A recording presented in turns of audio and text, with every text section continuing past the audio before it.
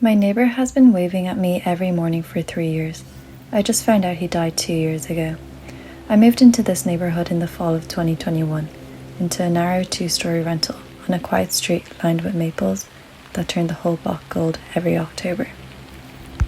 It was the kind of street where nothing happened, which was exactly what I wanted after the year I'd had. Mr. Hargrove lived in the yellow house directly across from me, a tidy little place with a wraparound porch and window boxes that somehow always looked freshly planted, even in winter. I noticed him on my second morning there before I'd even finished unpacking. I was dragging a trash bag to the curb at 6:45 a.m, half asleep, and there he was on his porch, standing perfectly still, one hand raised. I assumed he was waving at someone else, a jogger, a passing car, and I just kept walking. But when I glanced back, his hand was still up, and his eyes were on me. So I waved back, mostly out of politeness, and he lowered his hand the second I did. The next morning, same time, same porch, same raised hand, and the morning after that. Within a week, it was simply part of my routine, as automatic as locking my door or checking the time. He'd raise one hand, slow and deliberate, and hold it there, patient as anything, until I waved back. Only then would he lower it. I thought it was sweet, in a quiet and lonely old man kind of way. I pictured him as retired, maybe a widower, someone who measured his days by small rituals because the big ones had stopped meaning much. I told myself he was probably just happy to have someone acknowledge him before the world swallowed him up. We never spoke beyond pleasantries. I'd call out "morning" across the street as I climbed into my car, and he'd give a small nod, never more than that. He didn't seem to want conversation, just acknowledgement, the way some people need a certain song to start their day. He always wore the same thing, tan slacks, pressed like he had somewhere important to be, and a pale blue button-down shirt, slightly too big for his frame. His left hand stayed in his pocket, always, rain or shine, summer or the dead of winter, like it was sewn there. After a few months, I stopped really seeing him. He became part of the landscape, the way you stop noticing your own furniture. He was simply there, as reliable as the sunrise, and I went months at a time without consciously registering that I'd wave at him at all. It became muscle memory. Some mornings I'd be halfway down the block before I even remembered doing it. 3 years passed like that. 3 years of tan slacks and a raised hand and a nod across a quiet street.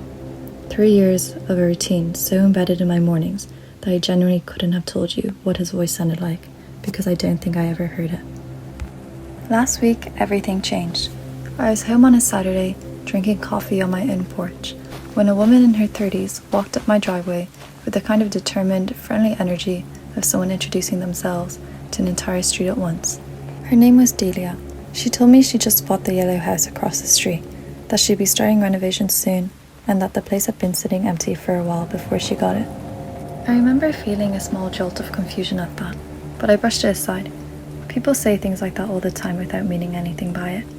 I told her I was glad to finally meet the new owner, and because it felt like the polite thing to say, I added that the previous owner, Mr. Hargrove, had always been so kind to me, that he waved at me every single morning without fail. Delia's expression changed in a way I can only describe as the colour draining out of her face in real time. She went completely still, the kind of stillness that makes a porch suddenly feel very quiet. Then she asked me carefully to describe him.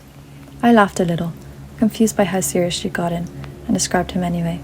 Tan slacks, pale blue button down, one hand always in his pockets, thin grey hair, a slight stoop in his shoulders, the kind of face that looked like it had spent decades being patient with people.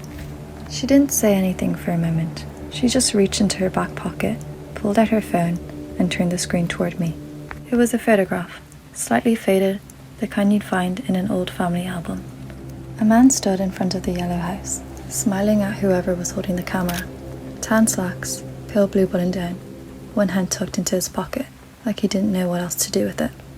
"That's my uncle," she said, and her voice had gone very flat, very careful, like she was testing each word before she let it out. "He passed in October of 2022, heart attack. He died in the kitchen. The house sat empty after that because none of us could stand to deal with it for a long time." I stood there on my porch holding my coffee, doing the math without wanting to. 3 years of waving, 2 years since he died. The numbers didn't fit together in any way that made sense, and yet, there they were, sitting in my chest, like something cold. I asked her, as steadily as I could, if maybe there had been a caretaker, a relative, someone who resembled him, closely enough to explain it away. She shook her head slowly. There had been no one. The house had simply been locked and empty, waiting for her to decide what to do with it. That night, I didn't sleep. I sat by the window with the lights off, staring across the street at the dark shape of the yellow house, half expecting, half dreading that I'd see him standing on that porch, despite the hour. The porch stayed empty, but it didn't feel empty, if that makes any sense. It felt like something was simply choosing not to be seen. The next morning, my alarm went off at the usual time, and for the first time in 3 years, I genuinely considered not going to the door. I told myself that was ridiculous. I told myself Delia had to be wrong, that grief does strange things to memory, that maybe she'd gotten a date confused, or mixed up a story she heard secondhand. I got dressed, made coffee with hands that weren't quite steady, and at 6:45, like always, I opened my front door. He was there. Same porch, same tan slacks, same pale blue shirt, same hand in his pocket. His other hand was already rising, slowly and deliberate, exactly the way it always had, waiting. I stood frozen in my doorway for what felt like a very long time.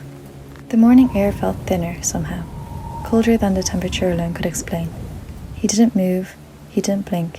He simply waited, patient as he always had been. His hand hanging in the air between us, like a question that had been asked 1,000 times before and would keep being asked until someone finally stopped answering. I thought about all the times I'd wave without thinking, all the mornings I'd barely glance at him on my way to the car, treating him like nothing more than scenery.